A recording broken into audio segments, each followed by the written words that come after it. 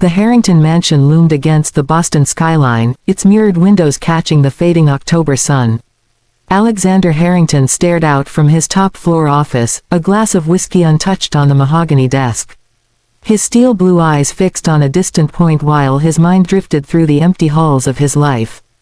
The door opened softly, and Evelyn, his assistant of 12 years, entered with a black folder. "Mr. Harrington, the resumes you requested. How many this time?" 15. All with stellar references and experience with medically fragile children. Alexander flipped through the pages. Each candidate looked flawless on paper, but he knew better than anyone how deceptive appearances could be. "Schedule interviews with the top 3 for tomorrow." Evelyn hesitated. "Dr. Matthews called. He says Ethan needs stability. Changing caregivers every 2 months isn't.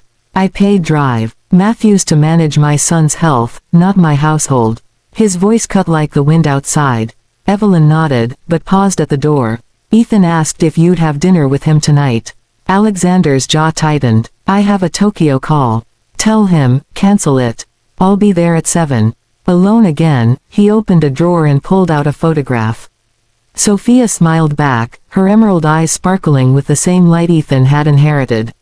5 years since the accident, and the ache remained raw. Downstairs, Ethan's cough echoed, followed by the gentle voice of Mrs. Dawson, the latest temporary nanny, the 6th this year. Alexander needed permanence, but trusting a stranger with his son terrified him. He descended the marble stairs to find Ethan wrapped in his favorite blanket, watching an ocean documentary. The boy's face lit up.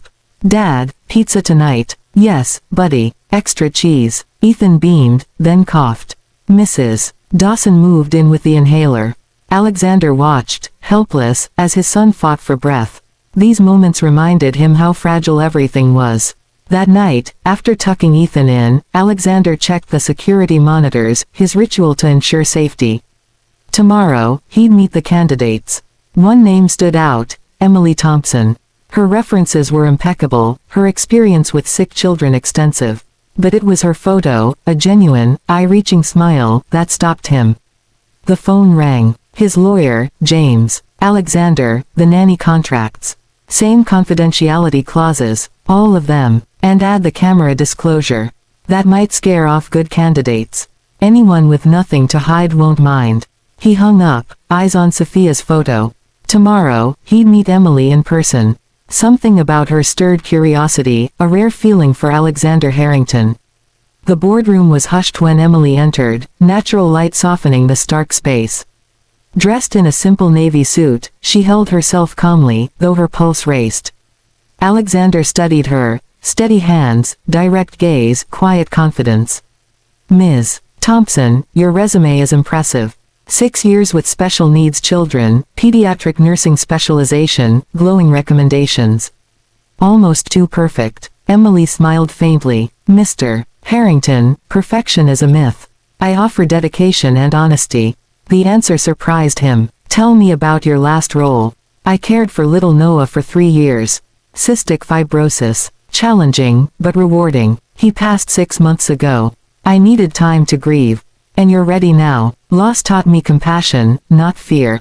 Your son deserves someone who knows care is more than medicine." Alexander stood, moving to the window. "This job demands more than skill.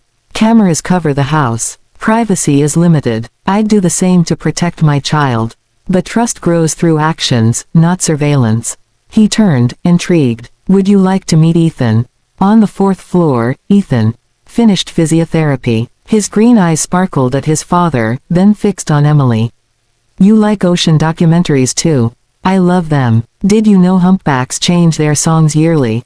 Ethan laughed, a sound Alexander hadn't heard in weeks.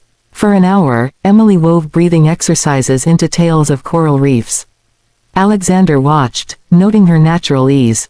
Later, in his office, he told Evelyn, "Cancel the others. Ms. Thompson starts tomorrow." "Are you sure?" She was blunt. "That's why. Ethan needs truth, even if it challenges me." That evening, checking cameras, Alexander paused on Emily and Ethan's interaction, professional yet warm. A message from James, contract signed.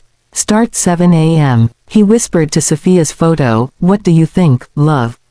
Her words echoed. Eyes don't lie. Emily's held truth. Dawn mist-cloaked the gardens as Emily arrived with a small bag and a wrapped gift.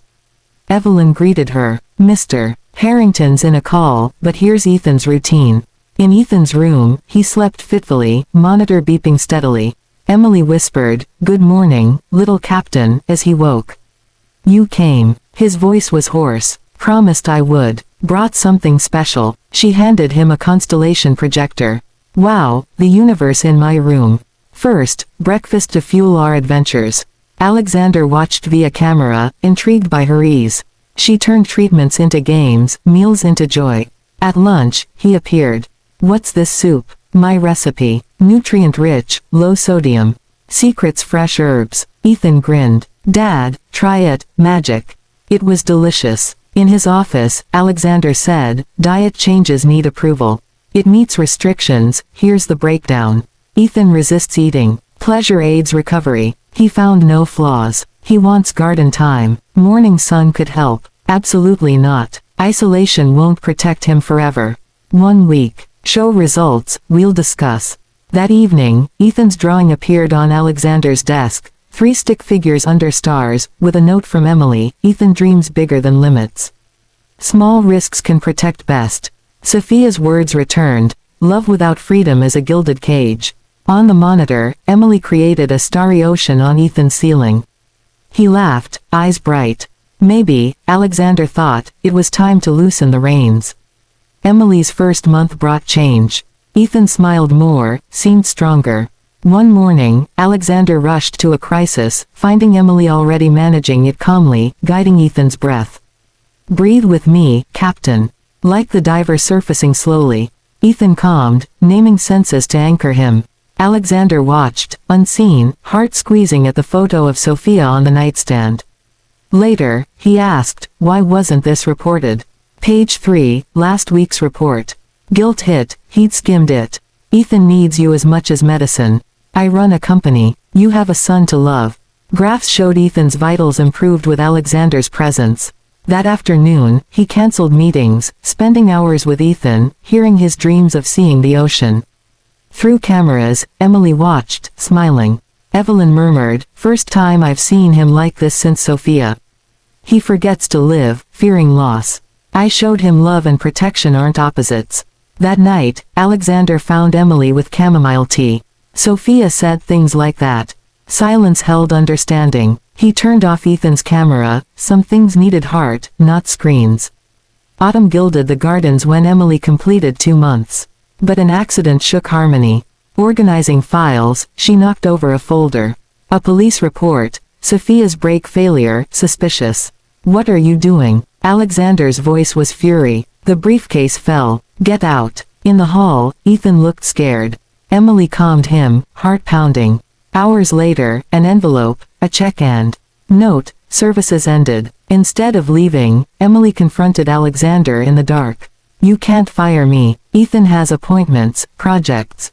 You crossed lines. You've built walls for getting people on the other side, including your son. He asks about his mother, wants to know if she loved him. You never share. You know nothing of loss. I know silence suffocates. It was my fault," he whispered. "Sophia went to Ethan's recital alone because I was busy. Sabotage, by someone I trusted. She died because of me. Or you'd have lost them both. The man Sophia loved would sacrifice everything for Ethan." She stopped, realizing, "The man I love." Alexander met her eyes. "Ethan needs you. And maybe I do." A scream, Ethan's nightmare. "Mommy." Alexander held him. "Want to hear about the dolphins?" Emily stayed, walls crumbling as memories flowed. Days later, Ethan asked Emily, "Do you like Dad like Mom did?" Their tension grew. Alexander set limits, but admitted fears. Emily revealed, "Noah was my brother. I gave up everything caring for him. We're 2 wounded protectors." Ethan suggested dinner. A storm brought crisis, but together they stabilized him, sharing stories. Alexander called her a lighthouse. November deepened bonds. Alexander learned sabotage was internal. Emily's honesty dismantled walls. Ethan's question, "Is it wrong to be happy missing Mom?" I said Sophia would hate us honoring her with sadness. Dinner under snow, Ethan's drawing included Sophia blessing them. Alexander promised to keep Emily in their lives. Hospitalized with infection, Emily's vigil mirrored her loss of Noah. Alexander proposed in the cafeteria, "Marry me, not for Ethan or loneliness, but because you made our house a home." Yes. Engagement buzzed, but they prioritized Ethan.